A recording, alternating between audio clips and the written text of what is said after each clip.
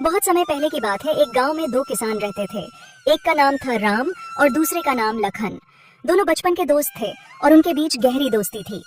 राम एक बहुत ही मेहनती किसान था जो हर दिन सूरज उगने से पहले अपने खेतों में काम करता था। दूसरी ओर लखन थोड़ा आलसी था और अपना ज्यादा समय आराम करने और गपशप करने में बिताता था। लक्ष्मी, मैं खेतों पर जा रहा हूँ, तो मेरा खाना बांध दो, मैं वहीं पर खा लूंगा। आज खेतों पर थोड़ा ज्यादा समय लग जाएगा। जी, मैंने आपका खाना पहले से ही बांध कर रखा है।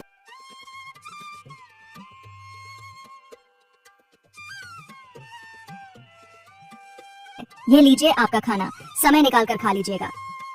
अच्छा ठीक है, मैं जाता हूँ। तुम बच्चों को स्कूल छोड़ आना। आप बच्चों की चिंता बिल्कुल भी मत कीजिए, मैं उन्हें स्कूल छोड़ दूंगी। आप बस अच्छे से अपना काम निपटाकर घर जल्दी आ जाना।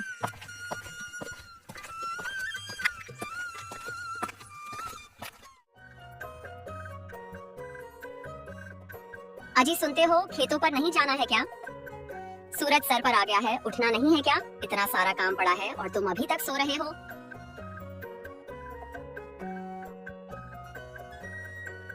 अरे क्या हो गया भाग्यवान, तुम सुबह सुबह इतना क्यों चिल्ला रही हो? चिल्लाऊं ना तो और क्या करूं? सूरज सर पर चढ़ गया है और तुम बिस्तार पर से उठने का नाम नहीं ले रहे हो। खेतों पर नहीं जाना है क्या? अरे भाग्यवान, चला जाऊंगा चला जाऊंगा, इतनी भी क्या जल्दी है? खेत कहाँ भागे जा रहे हैं? जी आप अपना काम समय पर कर लीजिए, इतना आलस मत कीजिए वरना एक दिन बहुत पछताएंगे। अच्छा ठीक है, अब मुझे उठने तो दो। हाँ ठीक है, मैं खाना लगा देती हूँ, आप जल्दी नहा कर आ जाइए। इसके बाद खेतों पर भी जाना है। सारा काम ऐसे ही पड़ा हुआ है। पूरे गांव में सिर्फ हमारे यहाँ ही देर से फसल आती है, सिर्फ आपके आलसीपन की वजह से। तो अब बस भी करो, सुबह से सुना जा रही हो चला जाऊंगा। जा रहा हूँ नहाने।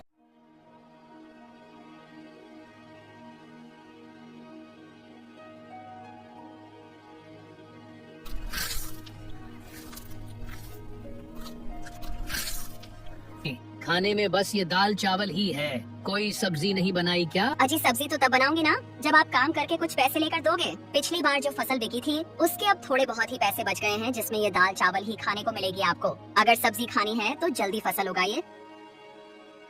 इसको बोलने से अच्छा तो मैं ये दाल चावल ही खा लेता। अच्छा ठीक है, तो मैं खेतों पर जा रहा हूँ।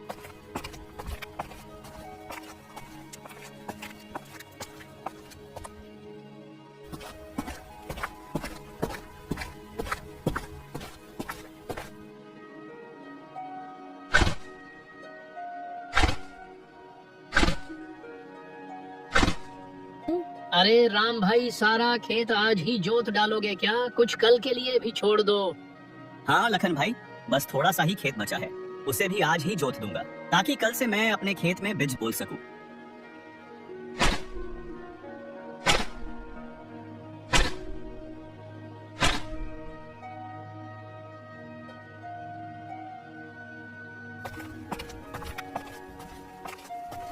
इतनी कड़ी धूप है, इतनी कड़ी धूप में तो बहुत मुश्किल होगा काम करना। एक काम करता हूँ, थोड़ी देर आराम कर लेता हूँ, फिर आराम से खेत जोतूंगा।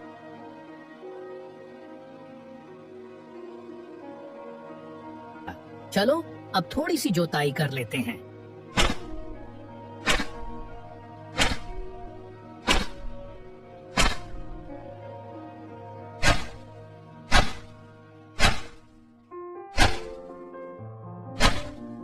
भूख लग गई, चलो पहले कुछ पेट पूजा कर ली जाए, फिर दोबारा से काम करूंगा।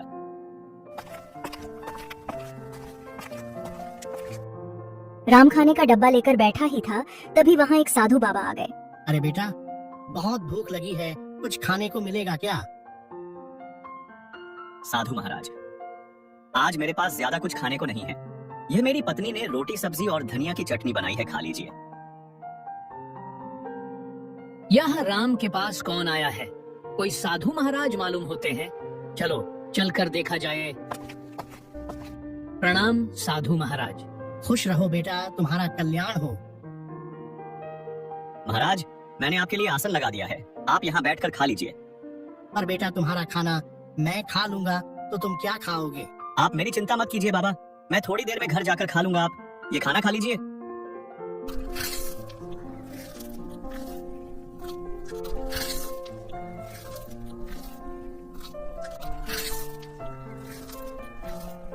साधु महाराज, मेरी पत्नी भी खाना बनाई है। बहुत स्वादिष्ट खाना बनाती है, थोड़ा खा कर देखिए।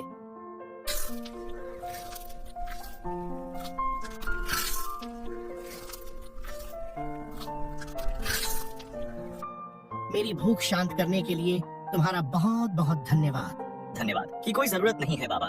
ये तो हमारा परम सौभाग्य है कि आपने हमें अपनी सेवा करने का मौका दिया। बाबा, आप तो बस हमें आशीर्वाद दीजिए कि इस बार हमारी फसल बहुत अच्छी हो और हमारे परिवार को सुख शांति मिले। तुम दोनों को मेरा आशीर्वाद। मेहनती किसान हमेशा सफल होता है, लेकिन आज मैं तुम्हें कुछ विशेष देना चाहता हूँ। साधु महाराज अपनी झोली में से कुछ छोटे छोटे बीज निकलते हैं और उन्हें राम और लखन को देते हैं। साधु महाराज, यह किस चीज के हैं? क्या यह कोई विशेष फसल के हैं? यह कोई साधारण बीज नहीं है, यह जादुई बीज है। इन्हें अपने खेतों में बो दो तो हाँ, तुम्हें वही देंगे जो तुम बहुत ज्यादा चाहते हो। हम आपकी इस मुलाकात के लिए बहुत आभारी हैं। साधु महाराज, मैं इन्हें बहुत अच्छे से देखभाल करूंगा और इन्हें रोज पानी दूंगा। लेकिन ये जादू है तो हमें इतनी मेहनत करनी है कि क्या जरूरत है? और ये बात हमेशा याद रखना, जादू उसके लिए काम करता है जो उसकी कदर करता है। यह बीज अपने आप में शक्ति रखते हैं, लेकिन अगर तुम इन्हें सही देखभाल नहीं दोगे तो तुम्हें इनसे कुछ भी नहीं मिलेगा। हर दिन इन्हें प्यार और मेहनत से सिंचना, तभी ये फल देंगे। जी महाराज, हम आपकी बातों को समझ गए हैं। हम इन्हें बीजों को रखेंगे और इन्हें बहुत प्यार से सिंचेंगे। अच्छा बेटा, तो अब मैं यहाँ से प्रस्थान करता हूँ।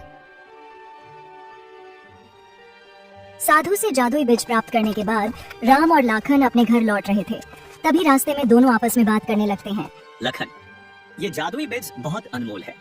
साधु महाराज ने कहा है, अगर हम इन्हें प्यार और मेहनत से सिंचेंगे तो यह हमें बहुत कुछ देंगे।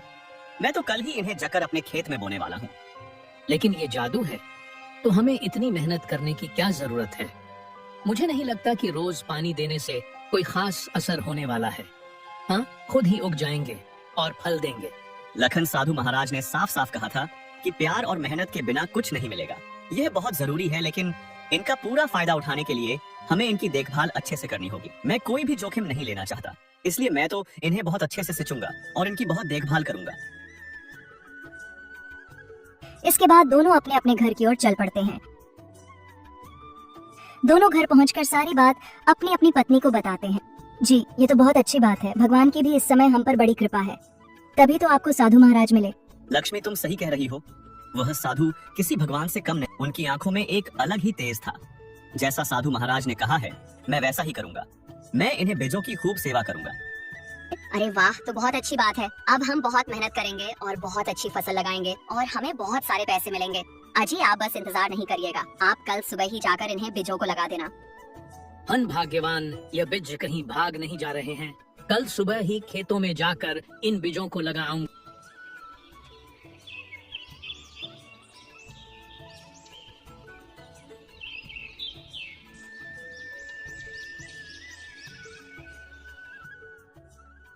मैं आज खेत में ज्यादा समय बिताऊंगा। साधु बाबा ने मुझे जो भेज दिया है वह आज खेत में बोने हैं। मुझे लगता है कि अगर हम इन बीजों की अच्छे से देखभाल करें तो हमें बहुत लाभ मिलेगा। जी, ये तो बहुत अच्छी बात है। ये लीजिए आपका खाना, समय निकाल कर खा लीजिएगा।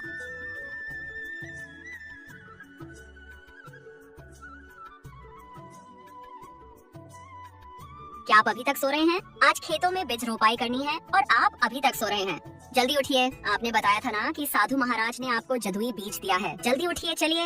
हाँ हाँ, भाग्यवान, उठ रहा हूँ। मुझे सब याद है। तुम क्यों मुझे बार बार याद दिला रही हो? जी, आप ऐसे निश्चिंत होकर सो रहे हैं, मुझे लगा भूल जाएंगे होंगे। नहीं, मैं कुछ नहीं बोला हूँ, मुझे सब याद है। तुम खाना लगाओ, मैं नहा कर आता हूँ।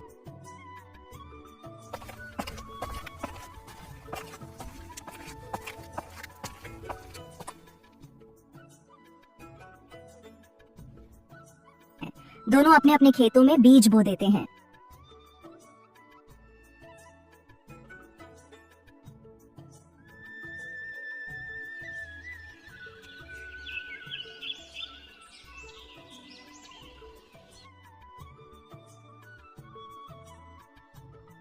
जी, खेतों का काम अच्छे से निपट गया ना? हाँ लक्ष्मी, खेतों का काम अच्छे से निपट गया। मैंने बीजों को भी अच्छे से बो दिया है और पानी भी दे दिया है। कल सुबह जल्दी उठकर खेतों पर चला जाऊंगा। जितना ज्यादा खेतों की देखभाल करूंगा उतना ही अच्छा रहेगा।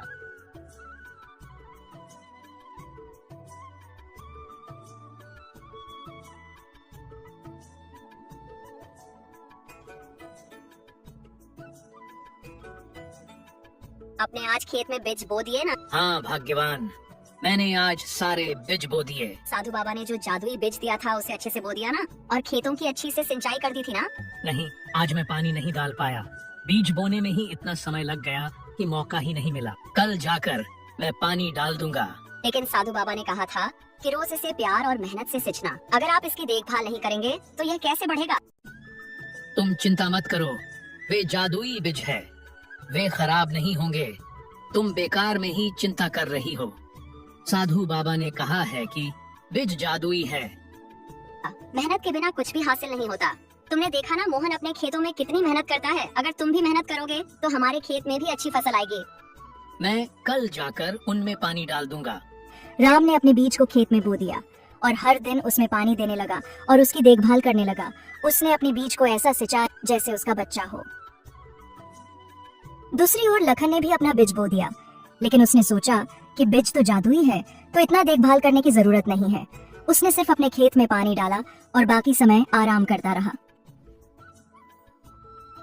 कुछ समय बाद राम के खेत में हरी भरी कद्दू की फसल आई, जो देखने में गोल गोल मोटी ताजी थी। प्रत्येक कद्दुओं का साइज आम कद्दुओं से काफी बड़ा था। उन्हें देखकर राम बहुत खुश हुआ। उसने ये बात जाकर अपनी पत्नी को बताई। उसकी पत्नी भी बहुत खुश हुई और वह दोनों कद्दू की फसल तोड़ने के लिए एक साथ खेतों में आए। जी सच में, हाँ, तो बहुत अच्छी कद्दू की फसल आई है। इतने बड़े कद्दू तो मैंने आज तक नहीं देखे और ये देखने में भी कितने सुंदर लग रहे हैं। चलिए इन्हें जल्दी से तोड़ लेते हैं, फिर आप इन्हें बाजार में बेच आना।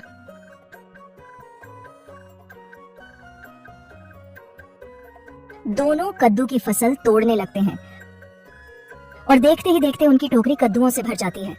जब उसकी पत्नी कद्दुओं की फसल की ओर देखती है तो जहाँ से उन्होंने कद्दू तोड़े थे वहाँ पर दोबारा से नए कद्दू लग जाते हैं। राम जी देखिए ये क्या हुआ। अभी हमने इन फसलों से इतने सारे कद्दू तोड़े थे, ये देखिए इनमें फिर से कद्दू आ गए। हाँ तो सच में जादुई बीज हैं। लगता है इनकी फसलें कभी खत्म नहीं होती। हाँ लक्ष्मी, ये बीज तो सच में जादुई है। अभी तो हमने इतने सारे कद्दू तोड़े थे और फिर से उतने ही कद्दू आ गए। हाँ जी, हमारा तो भाग्य ही चमक गया। अब तो इन कद्दू को बेचकर हम बहुत सारे पैसे कमाएंगे। वहीं दूसरी ओर लाखन के खेत में सिर्फ छोटे छोटे पौधे उगे थे और उनमें कोई फल नहीं आए थे। लाखन अपने खेत में फसल को देखने के लिए पहुंचा तो अपने फसालों को देखकर उलझन में पड़ गया।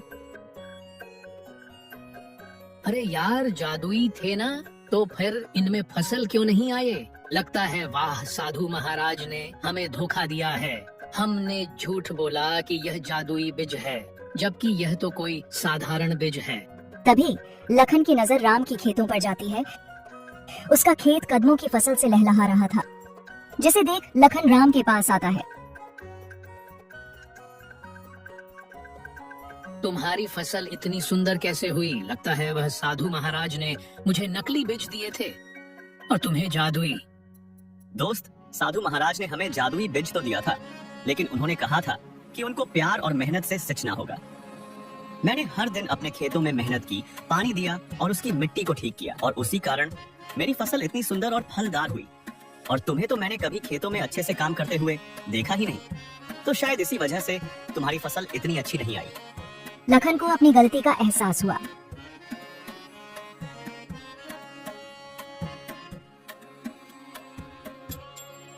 अरे नहीं, मैंने ये क्या कर दिया? यह बीज तो सच में जादुई थे। मैंने इन पर सही से ध्यान नहीं दिया, इसलिए इन्होंने मुझे फल भी नहीं दिया। यह सब मेरी ही गलती है।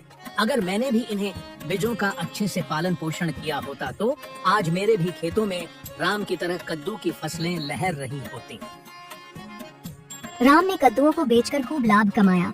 वहीं दूसरी ओर लखन को पछतावे के अलावा कुछ भी नहीं मिला।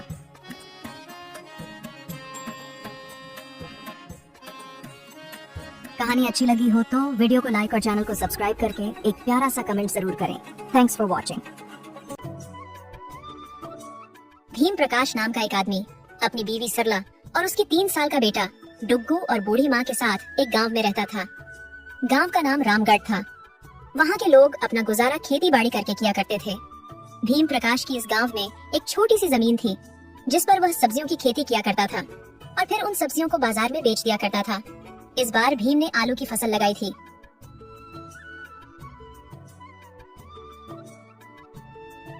इस बार आलू की फसल की पैदावार काफी अच्छी हुई है।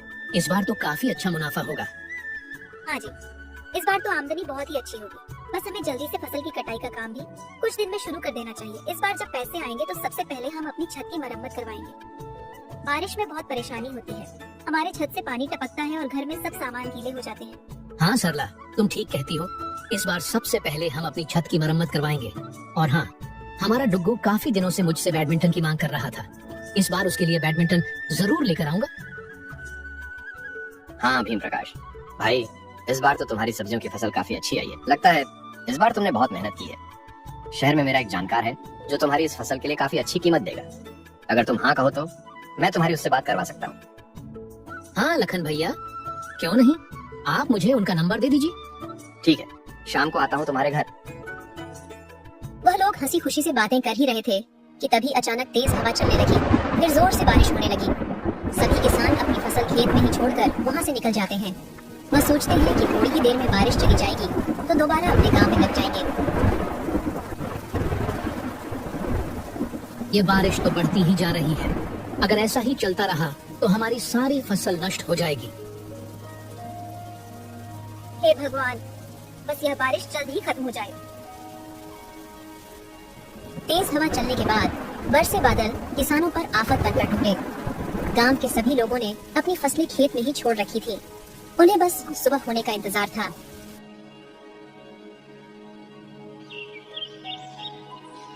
सुबह होते ही जब किसान खेत पहुंचे तो वहां का नजारा देखकर लोग दंग रह गए। वर्षा के कारण सभी गांव वाले किसानों की फसलें बर्बाद हो गई थी।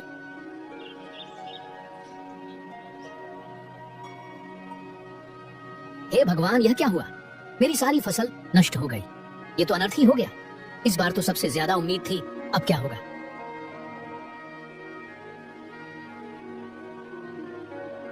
मेरी सारी फसल बर्बाद हो गई। अब हम क्या करेंगे? ये देखो, पूरे खेत में पानी भर गया है। सारी फसलें डूब गई। अब यहाँ कुछ नहीं बचा इस गीली जमीन के अलावा।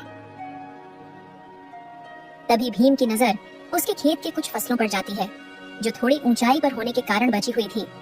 भीम बची हुई आलू की फसलें इकट्ठा करके घर लौटता है।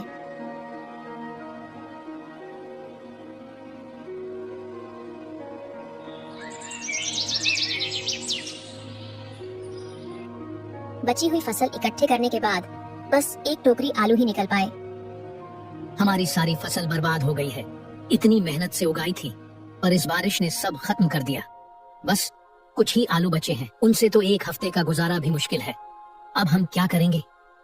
गांव के सभी किसानों का बहुत बुरा हाल है। इस बारिश ने किसानों को अंदर तक तोड़कर रख दिया है, और खासकर हम जैसे गरीब किसानों को, जिसके पास कमाई का बस एक यही जरिया है। जी आप ज्यादा परेशान मत होइए, आप धैर्य रखिए। अगर आप ही धैर्य खो देंगे तो हमारा क्या होगा? हम कोई ना कोई हल निकाल ही लेंगे।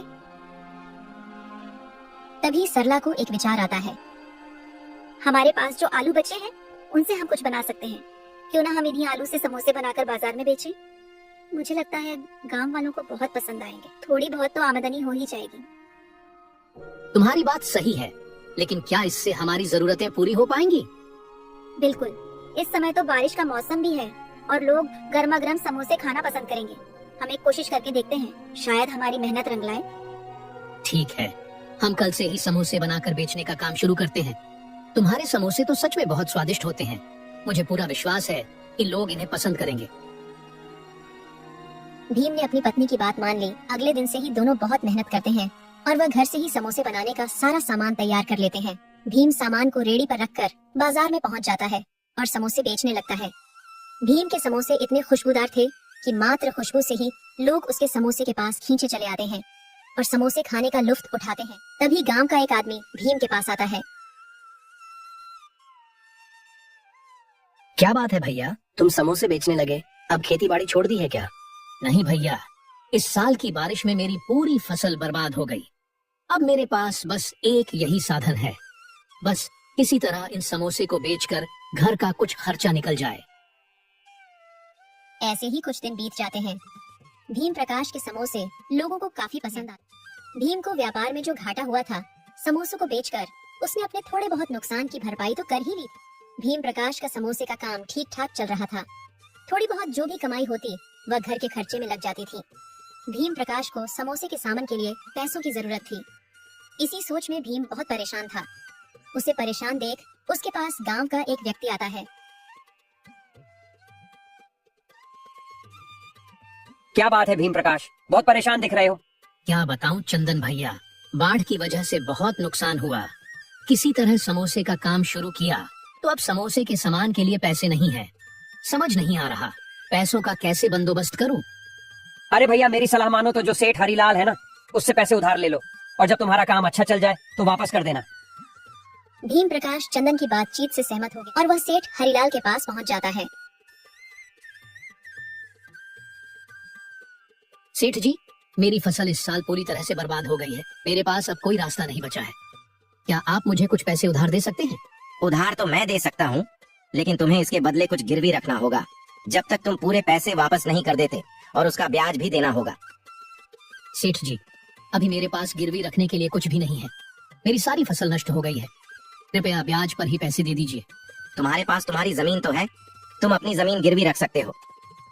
सेठ जी, मेरी जमीन ही मेरा सब कुछ है, लेकिन अगर और कोई चारा नहीं है तो मैं अपनी जमीन गिरवी रखने के लिए तैयार हूँ। भीम ने सेठ से पैसे लेकर समोसे बनाने का सामान खरीदा और अपने व्यापार को फिर से शुरू किया। सरला, मैंने सेठ हरिलाल से पैसे उधार लिए हैं, लेकिन इसके लिए मुझे अपनी जमीन गिरवी रखनी पड़ी। क्या तुमने जमीन गिरवी रख दी? तुम्हें पता है ना, सेठ कितना चालाक और लालची है। अगर हम 1 महीने में उसका ब्याज नहीं चुका पाए तो वो हमारी जमीन हड़प लेगा। मुझे पता है सरला, पर मेरे पास और कोई चारा नहीं था। हम बहुत मेहनत करेंगे और समय पर पैसे चुका देंगे, मैं वादा करता हूँ।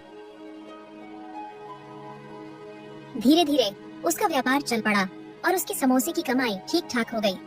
15 दिन के अंदर भीम ने इतने पैसे कमा लिए कि वह फिर से अपनी फसल बोने की स्थिति में आ गया। उसने खाद और बीज खरीदकर अपने खेतों में खेती शुरू की। भीम की मेहनत रंग लाई और कुछ महीनों में उसकी फसल बहुत अच्छी तरह से तैयार हो गई। सेठ हरिलाल बहुत ही चालाक और धूर्त इंसान था। वह अक्सर ही लोगों को ब्याज पर पैसे देता और उन्हें हमेशा ठगने में लगा रहता था। सेठ हरिलाल की नजर हमेशा से ही भीम प्रकाश की जमीन पर थी। वह किसी भी तरह भीम की जमीन पर कब्जा करना चाहता था। उसने एक रात अपने आदमियों को भेजकर रामू के खेतों में गायें छोड़ दी ताकि वे उसकी फसल को बर्बाद कर सकें। भीम जब रात में खेतों की देखभाल करने गया तो उसने देखा कि उसकी फसल बर्बाद हो रही है। अपने खेतों से गायों को हटाना शुरू किया। गाय भी की ज्यादा फसल बर्बाद नहीं कर पाई थी, क्योंकि समय रहते ही भी ने उन्हें वहां से हटा दिया था। गायों का शोर सुनकर सरला भी वहां तुरंत पहुंच जाती है और खेतों की ऐसी हालत देखकर वह कहती है, देखो हमारी फसल बर्बाद हो गई। मुझे लगता है कि यह किसी दुश्मन का काम है। ये जरूर सेठ हरिलाल का ही काम होगा। तुम्हारी बात सही है, यह जरूर सेठ का काम है, लेकिन चिंता मत करो, मैं अब अपने खेतों में ही सोऊंगा जब तक हमारी फसल पूरी तरह से तैयार नहीं हो जाती। भीम ने तय किया कि अब वह खुद अपने खेतों में ही सोएगा ताकि वह अपनी फसल की रक्षा कर सके। अगले दिन सेठ हरिलाल को जैसे ही पता चलता है कि भीम की फसल को बर्बाद करने की उनकी यह तरकीब खराब हो गई है, तो वह नई तरकीब सोचता है। इस भीम को तो मैं मूर्ख समझ रहा था, लेकिन यह तो बहुत ही चालाक निकला। लगता है अब कोई दूसरा उपाय ही सोचना पड़ेगा। कुछ दिनों बाद एक रात सेठ हरिलाल अपने साथ मिलावटी दवाइयों की पोटली लेकर भीम के खेत में आया।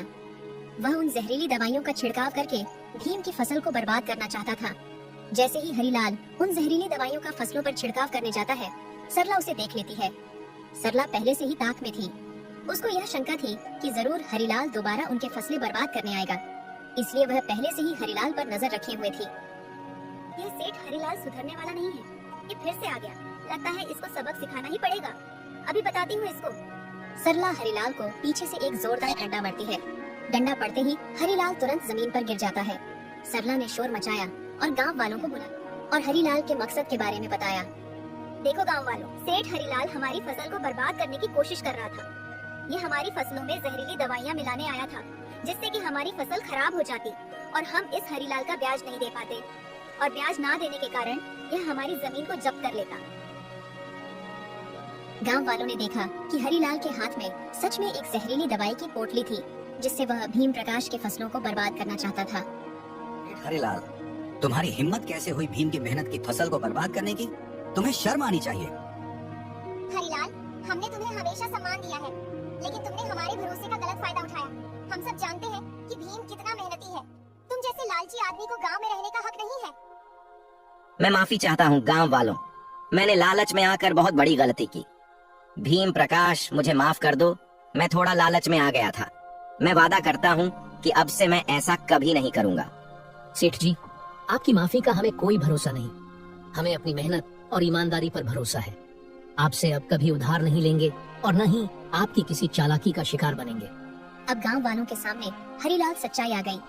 हरीलाल को गांव वालों के सामने बहुत शर्मिंदा होना पड़ा और वह सर झुकाए चुपचाप वहां से चला गया।